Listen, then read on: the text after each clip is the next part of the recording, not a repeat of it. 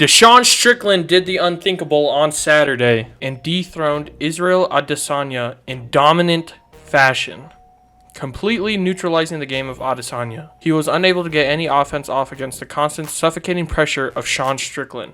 I believed it was 5-0 going to the decision, but I guess we gotta throw Izzy a bone.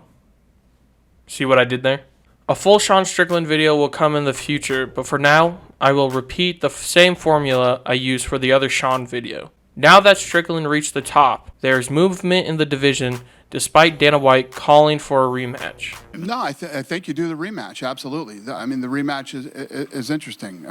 I believe Strickland will face newer opponents as there is a murderer's row of contenders for Strickland to potentially face in the top 5 of the middleweight division. Ranked number 2, Dricus du Plessis. The rightful contender for Sean Strickland is the African fighter of the UFC, Dricus du Plessis. If you would like to learn more about Dricus' life and career, check out this video I made before he completely dominated Robert Whittaker. As much as the Whittaker loss hurts me, it showed that Dricus du Plessis is the rightful number 1 contender. On the rankings, he will be ranked number 2, as Izzy just lost the title. But don't let that distract you from the fact that he is the real number 1 contender. A fight with Dricus and Sean would be an entertaining one, as Dricus also has a suffocating pressure, but has superb grappling. Dricus also has a solid chin on him, but it is still uncertain if his cardio has improved, as the Whittaker fight was short. As of right now, Sean Strickland has the more impressive cardio, but with Dricus' chin, power, and wrestling, I feel that Dricus will take Strickland if they were to fight. But once again, Strickland can pull out the win with his pressure and cardio. Ranked number 3, Robert Whittaker. Possibly my favorite fighter at the moment. He was the number 2 to Izzy for the longest time. Sure, he lost to Dricus fair and square, but he is still incredibly tough for anyone he hasn't already beat in the top rankings of the middleweight division. Whittaker is one of the most well-rounded fighters in the UFC currently, and his chin may be spotty, but he was only finished by Izzy and Dricus in the middleweight division in the last 4 years. Before that, he was finished by Wonderboy when he was dehydrated at 170 pounds. He has a pretty decent chin on him and is pretty good at managing distance and can be in the pocket if needed. He also has great grappling if he needs to use it offensively against Strickland if he needs to neutralize the pressure of Strickland.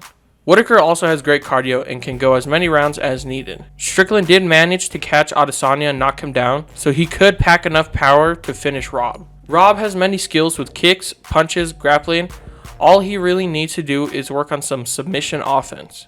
Strickland is a tough mofo to keep down, and if Whittaker can't threaten any ground and pound or submissions, Strickland is willing to take risks to get up and keep the pressure.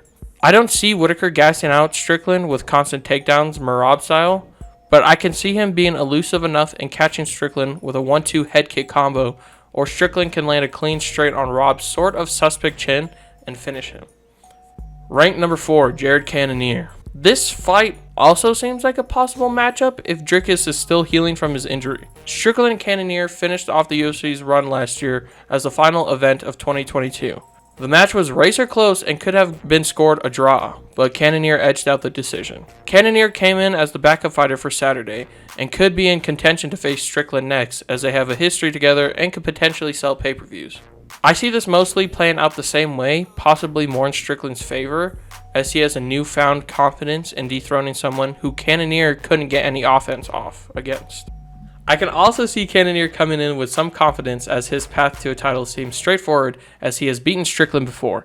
I don't see any fighter underestimating the other, as they both know what they are capable of, but Strickland can push the pace and can make the fight ugly if he wants. Cannonier has some nice power in his hands and can catch Strickland much like Pereira did, but that was Stonehands Pereira. I don't really have much of a breakdown for this matchup, as we saw this fight almost a year ago, and I don't see any fighter making mistakes that could catch one another. Neither fighter has any drastic skill that could clear a win for them. They both don't really grapple. They both have good striking, and neither of them really have an intimidating submission offense. But like Dana White says, don't judge a fight until it's over. Ranked number 5, Marvin Vettori. How the fuck is that even a question? How the fuck is that even a fucking question, man? I could be wrong, but I think Sean and Marvin have trained together, and I'm not sure if either one of them is eager to fight each other due to their training partnership. But if this fight were to happen, I could see Sean's pressure getting to Marvin. Strickland has some pretty good takedown defense. Statistically, it's at an 84%. And if he were to get taken down by Marvin, Mediocre, Vettori, he could possibly get back up with ease as there's not much of a threat on the ground. I don't see Vettori getting finished as he has taken so many fucking shots from Cannonier, Paulo, and Whittaker, and he doesn't even show any signs of being phased. I can see Strickland jabbing his way to a suffocating unanimous decision. Sorry, Vettori, but I don't see a path to victory here for you, bud. I'm not a Vettori hater. It just seems to me that his skills have sort of all been showcased. Ranked number 1, Israel Adesanya. I feel that this rematch shouldn't be immediate, but I would like to talk about it still. For those of you who saw the fight on Saturday, Adesanya was completely shut down by Strickland's pressure. He couldn't find his range to leg kick to a victory, so he kind of got frozen, like Elsa. I'm on a roll with these Adesanya jokes.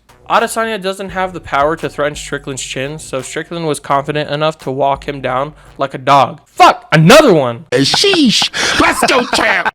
If a rematch were to happen, I don't really know what Adesanya could do to have some hope that he could pull it off. Strickland shut him down. Adesanya could possibly work on his boxing in the pocket and could maybe put the pressure on Strickland, or at least welcome it and potentially catch Strickland slipping. I would say he could wrestle, but I believe Strickland takes him in that department as well.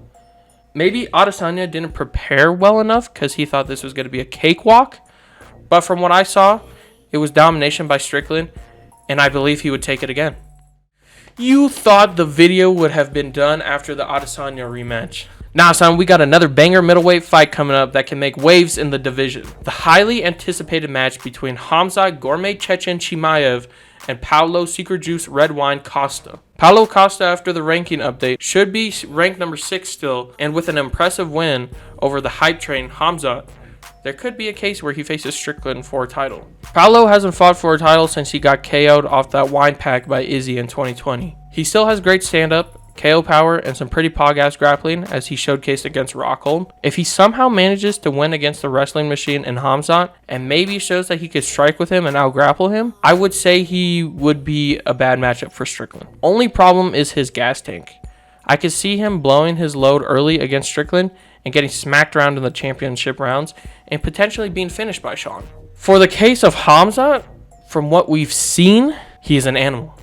They call him Boars for a reason. But he can absolutely maul Strickland on the ground.